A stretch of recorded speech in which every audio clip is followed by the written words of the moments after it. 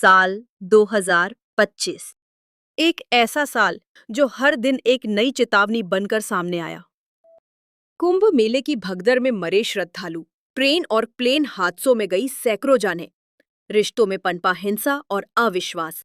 क्या ये महज दुर्घटनाएं हैं या ईश्वर के संकेत? क्या ये वही कलयुग है जिसकी भविष्यवाणी गीता और पुराणों में की गई है? नमस्कार दोस्तों, आप देख रहे हैं हमारा YouTube चैनल बीना यादव, जहां धर्म, रहस्य और आत्मचिंतन एक साथ चलते हैं।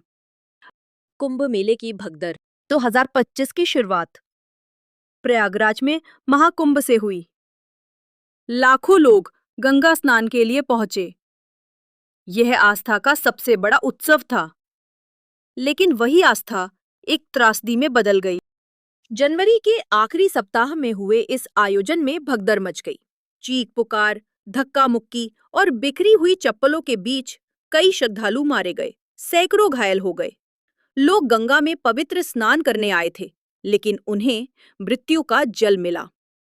श्रीमद् भगवद गीता अध्याय 4 श्लोक 7। यदा यदा हि धर्मस्य ग्लानिर्भवति भारत अभ्युत्थानम अधर्मस्य तदात्मानं सृजाम्यहम्।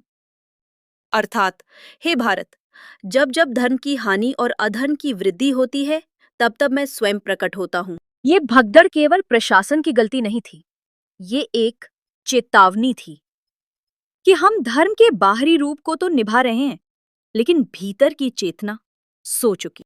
ट्रेन और प्लेन हादसे, कर्म और कलयुग।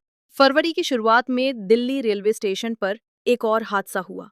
प्लेटफॉर्म पर अधिक भीड़ थी, ट्रेन लेट थी और अफवाह फैल गई कि ट्रेन छूट रही है। भीड़ ने होश खो दिया और भगदड़ मच गई। कई लोग मारे गए।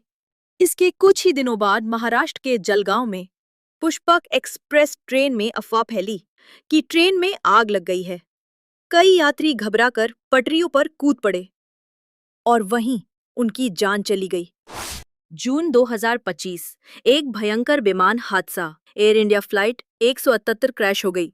270 यात्रियों में से केवल एक यात्री बच पाया। वह सीट नंबर 11A पर बैठा था।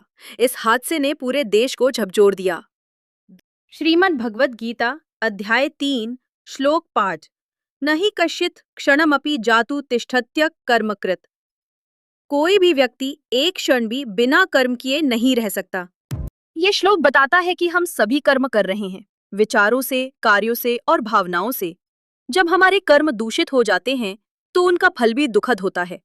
शायद यही कर्मों का परिणाम है, मानव द्वारा की गई लापरवाहियों और लोभ से भरी सोच का फल।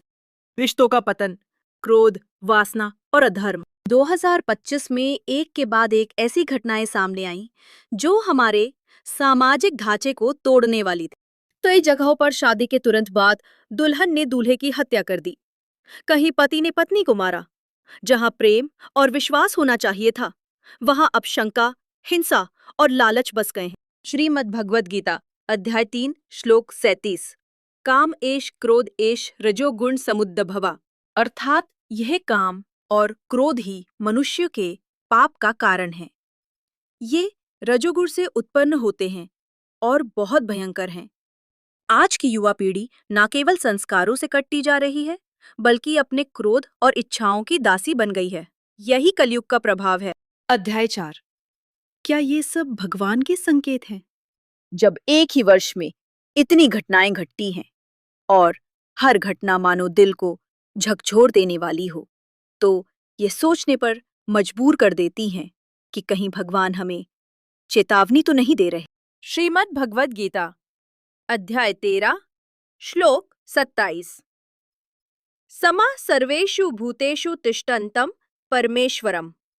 अर्थात, जो परमेश्वर सब प्राणियों में समान रूप से स्थित है, वही सच्चा ज्ञानी है। प्रकृति में घटने वाली घटनाएं केवल भौतिक नहीं होती, वे ब्रह्मांडीय चेतना के संकेत हो सकती हैं। शायद ईश्वर हमें कह रहे हैं, अब भी समय है, जाग जाओ। अध्याय 5 कलयुग का प्रभाव और समाधान। हमारे पुराणों में बताया गया है कि कलयुग में झूठ को सच और सच को झूठ माना जाएगा। धर्म केवल नाम का रह जाएगा। श्रद्धा, करुणा और लज्जा का लोप हो जाएगा। लोग केवल अपने लाभ को ही सत्य मानेंगे। लेकिन यही धर्म ग्रंथ ये भी कहते हैं कि कलयुग में केवल भगवान का नाम ही तारक है। श्री भागवत पुराण। कलौ नास्ति एव नास्ति एव नास्ति एव गतिरन्यथा हरि नाम एव केवलम। अर्थात कलयुग में अन्य कोई उपाय नहीं है, केवल हरि नाम का स्मरण ही मोक्ष का साधन है। इसलिए आज समय है, गीता को केवल ग्रंथ ना माने बल्कि उसका अभ्यास करे। धर्म को केवल प्रदर्शन ना बनाए बल्कि जीवन की धारा बनाए। ध्यान, साधना और सेवा को दिनचर्या बनाए। 2025 कोई सामान्य वर्ष नहीं है, ये एक गहरी चेतावनी है। एक सदी में आने वाला ऐसा वर्ष जो हमें रोककर पूछता है, अब भी नहीं जगे तो कब। इन सभी घटनाओं को देखकर यह स्पष्ट होता है कि समय बदल रहा है और परिवर्तन के इस समय में जो व्यक्ति जागरूक रहेगा वही बचेगा, वही आगे बढ़ेगा। अगर आप भी इन घटनाओं को केवल खबर नहीं बल्कि भगवान के संकेत मानते हैं तो इस वीडियो को शेयर करें। आप देख रहे थे बीना यादव। हम मिलेंगे फिर एक नई सत्य कथा, एक नई चेतावनी और एक नई आशा के साथ। जय श्री कृष्ण, जय सनातन धर्म।